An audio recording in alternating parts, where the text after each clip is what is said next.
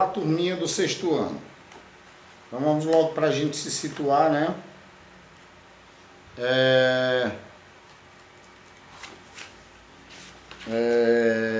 Nós temos mais essa aula de hoje, tá? Temos mais essa aula de hoje. Teremos mais a aula de terça-feira, não, quinta-feira.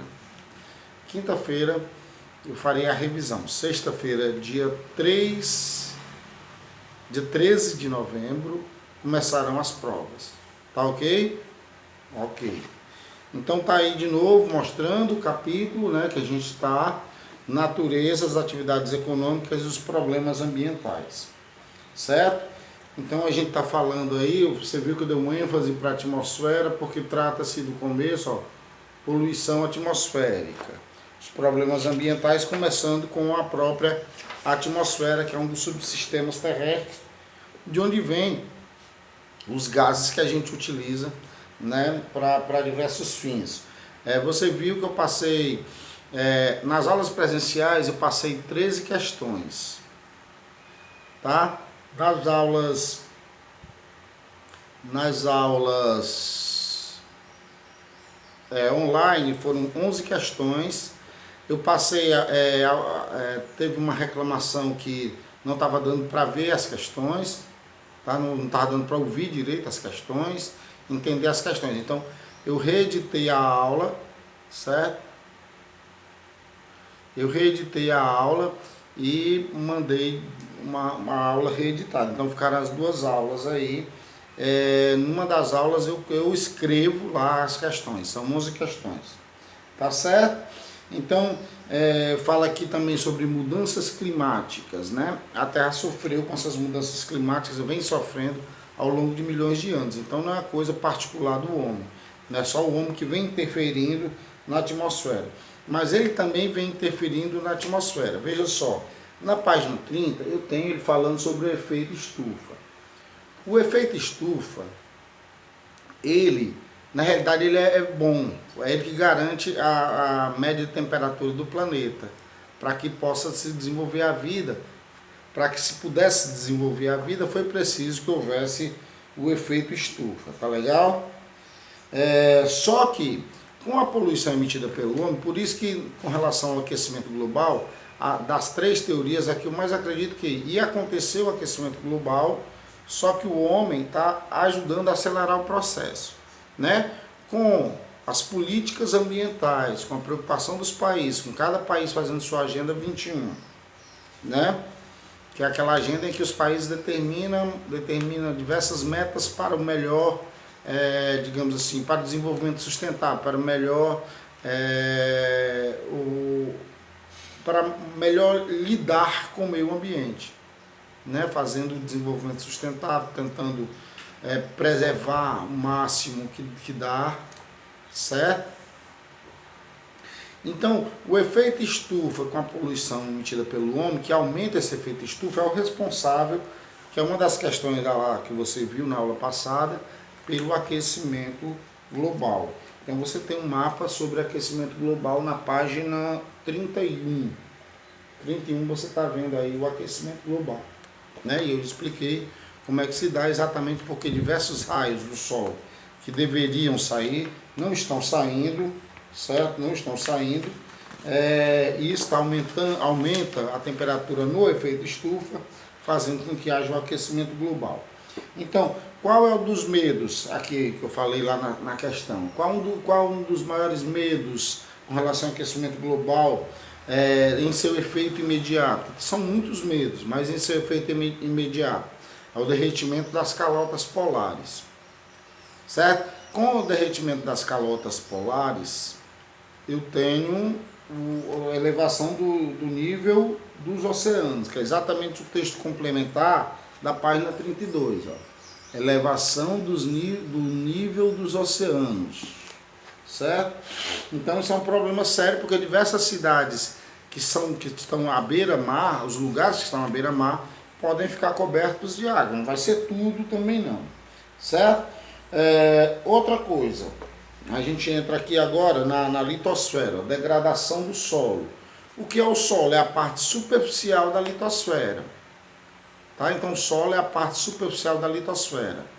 Certo? Para um solo ser fértil, por exemplo, ele é formado por matéria orgânica, sais minerais, rochas sedimentares e água. Aí ele passa a ser fértil. O que protege os solos?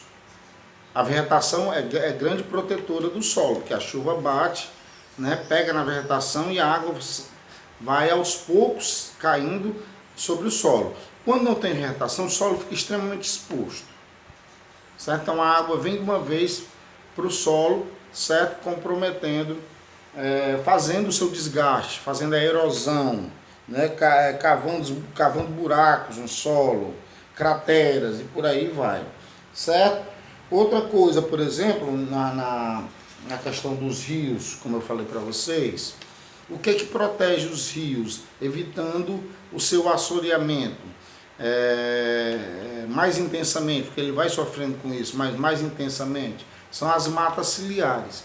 O que são as matas ciliares?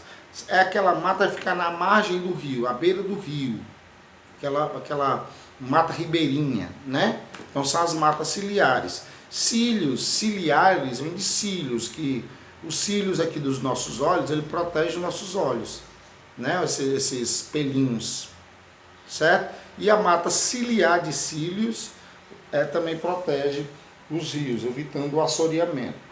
Tá ok?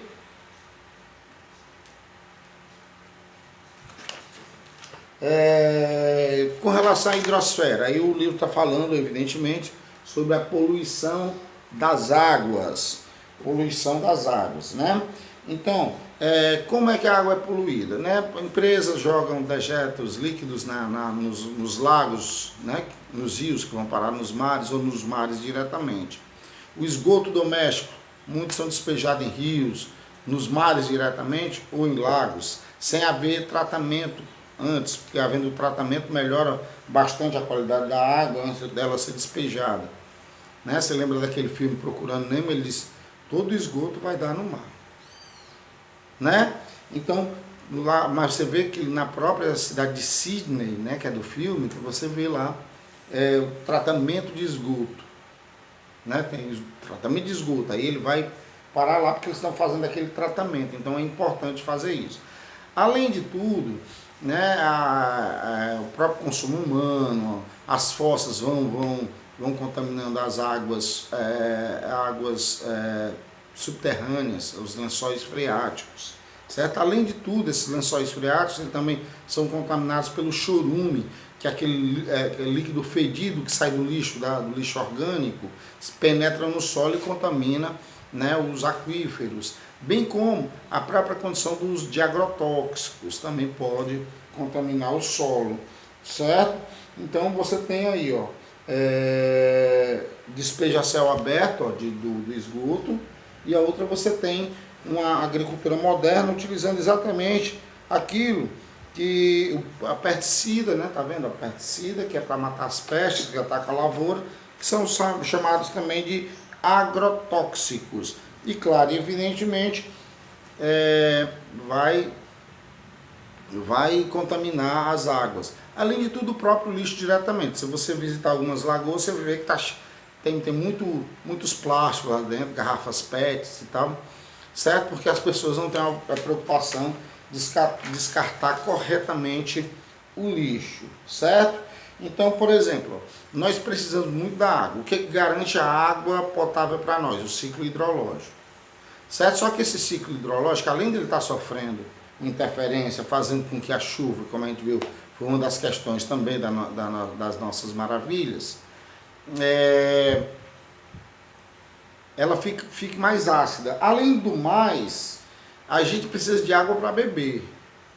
Cada vez mais a gente trata com indiferença essa questão da água, do ciclo hidrológico. Isso pode comprometer a água, que é um bem, é um recurso natural renovável, exatamente por conta do ciclo hidrológico, certo? Então você tem esse bem e você não trata com o devido respeito, sabendo que a água é importante para a nossa sobrevivência, certo?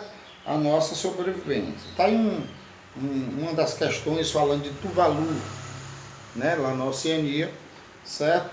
Perguntando quem vai salvar Tuvalu, né? Porque com a subida dos níveis dos oceanos vai ficar debaixo d'água, vai deixar de ser ilha e vai virar um fiord. Fiord é uma ilha que foi para debaixo d'água, certo? Então, fontes de energias e atividades econômicas. Fontes de energia e atividades econômicas. Então, as fontes de energia, certo?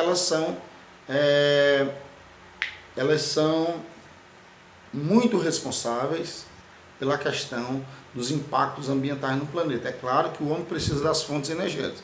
Você vai se locomover num carro, você precisa colocar gasolina, é a fonte de energia do carro. Ou álcool combustível, é a fonte de energia do carro.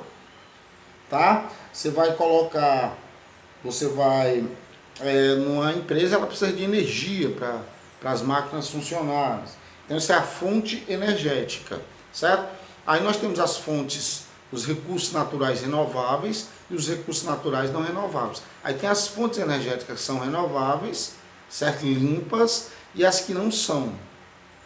Por exemplo, a gente utiliza muito gasolina, muito diesel, querosene, certo?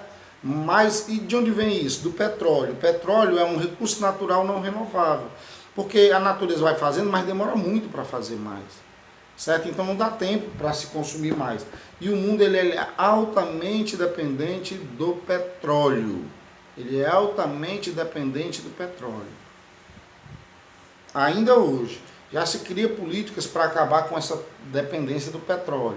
Até porque nós tivemos crises geradas pelo petróleo nos anos 70, que quebrou o mundo capitalista, tá? Pronto, aí nós temos os hidrocarbonetos, que são formados principalmente por hidrogênio e carbono, certo? Quais são esses hidrocarbonetos que eu vou falar mais